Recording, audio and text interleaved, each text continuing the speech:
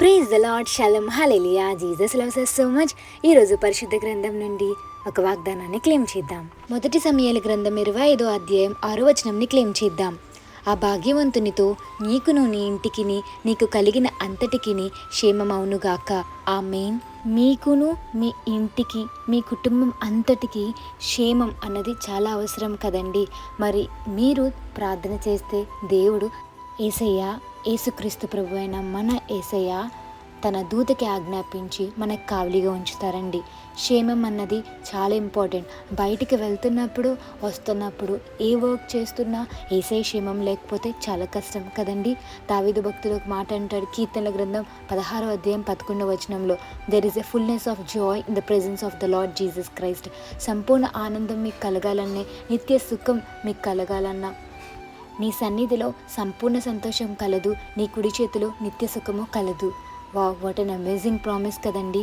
మరి ఈరోజు ఆదివారం యేసయ్య ఆలయానికి వెళ్తున్నారా లేదా? యేసయ్య సన్నిధానంలో నిత్య సంతోషం కలుగుతుందండి. ఆరాధిస్తున్నప్పుడు, వాక్యం వింటున్నప్పుడు, మీ ప్రేయర్ రిక్వెస్ట్ యేసయ్యకి తెలియపరుస్తున్నప్పుడు మీలో ఉన్న భారం దిగిపోయి ఆనందం వస్తుందండి. సో అప్పుడు మీకు ఒక నమ్మకం కలుగుతుంది, యేసయ్య మనల్ని క్షేమంగా చూసుకుంటారని.